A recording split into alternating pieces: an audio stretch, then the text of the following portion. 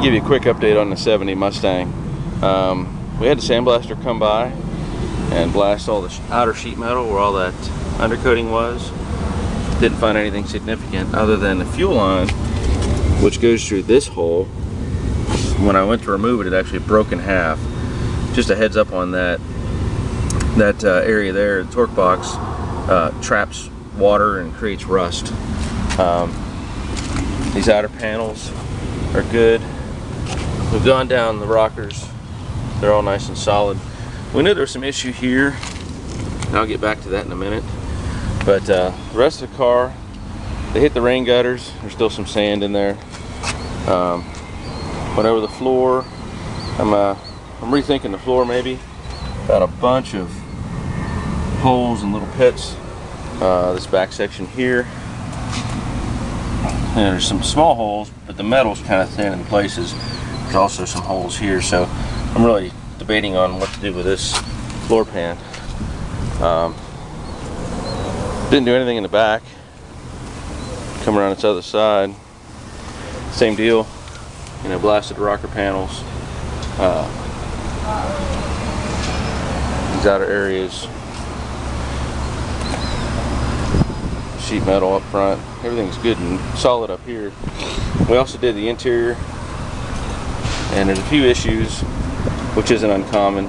This is supposed to be solid.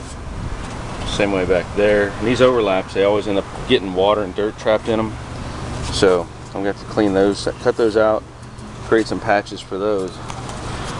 Did find some sort of RTV or caulking material, probably put on at the factory around the heater box. Everything else is pretty solid, but I wanted to show you a couple things. Of course I knew I had an issue with the floor over here, but I started digging around, and back in here you can see the rust where the quarter meets the rocker panel. The factory had installed some sort of this is a very soft, you can still see it's like a tar. Not the best thing, because underneath it is rust. And that's why that rusted right there, and I'm going to have to patch that. But they had this caulking material in there, and you can see the underside of that just holds rust, holds moisture. But let's go to the other side real quick, and I want to show you this the driver's side. Now we knew there was a small issue right there. There's also been some patchwork done, but just take a look. Here's that same area, and I'm just going to dig my screwdriver in here and break that loose. Look at that. All that does is trap moisture and create rust. And then somebody, I don't know if it was done at the factory, but this is like a silicone. This is completely different than the tar. That's a silicone product.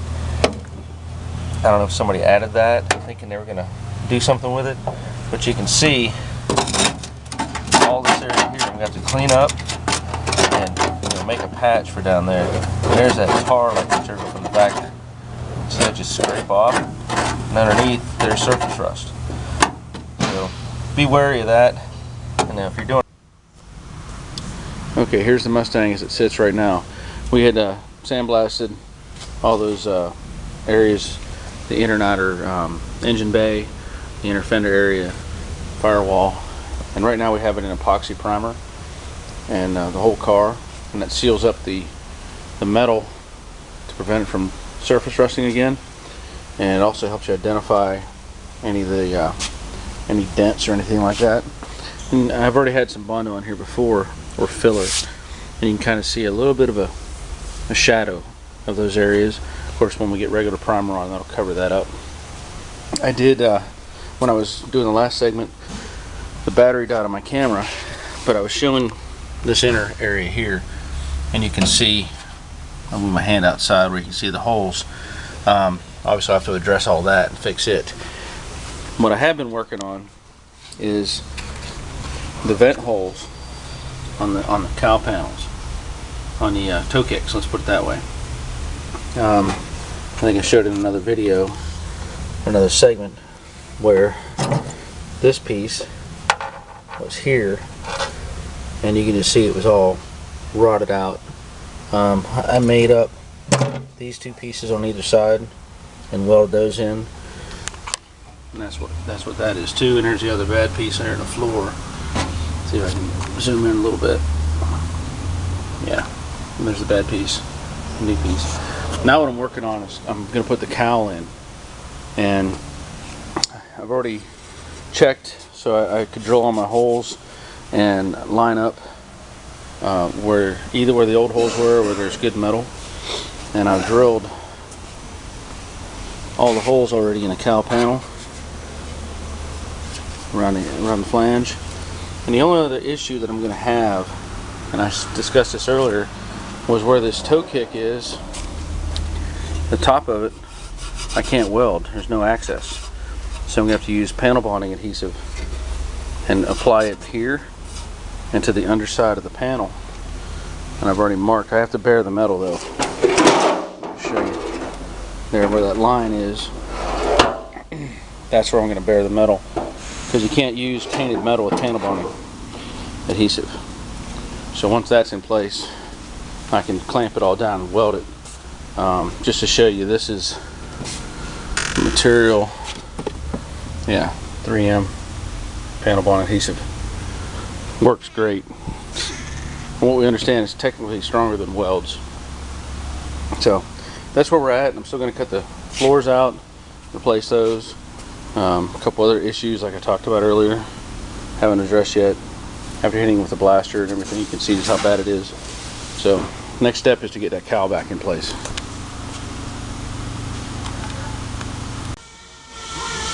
Okay, I've applied the panel bonding adhesive right here on both sides. I stacked it up pretty good, hope you can see that. And I did bare the metal right here. We're just going to make contact.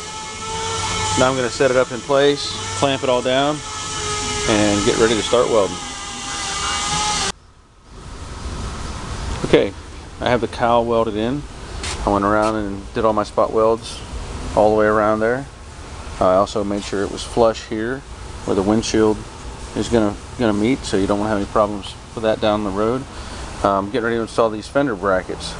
Now these are the originals. I salvaged them, cleaned them up, sandblasted them, and I'm going to put these back in place and weld them back in exact location where they came out. And just want to show you this real quick. These are the same brackets from Mustangs Unlimited, and the problem I have with them is they're bigger than what was there originally, which doesn't make sense to me, and they're thinner. So if you're looking for, originality, you want to stick with the originals if you can. So I'm getting ready to weld those in. Everything else is in place, and once I get those in, I can move on to something else.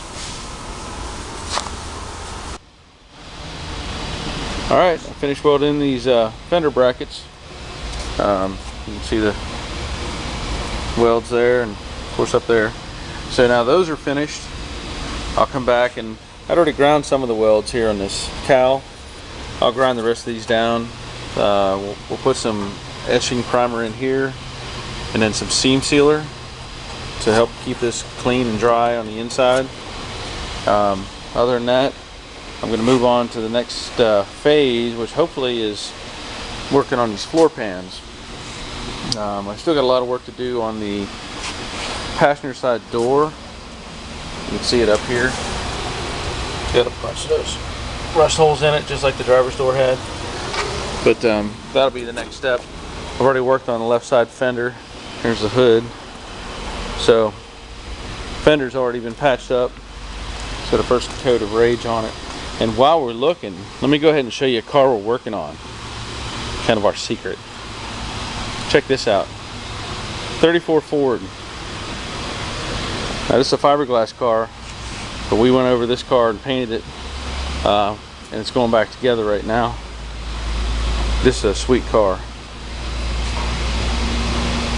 And hopefully this is together within the next week and a half maybe.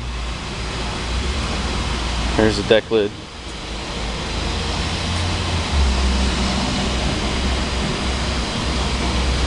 Get that back on, and there's the front fenders. So that car will be done There's a 67 Mustang, that'll soon be done, rebuilding the engine for it. But all we have left to do is the Mustang, so I'll keep working on it.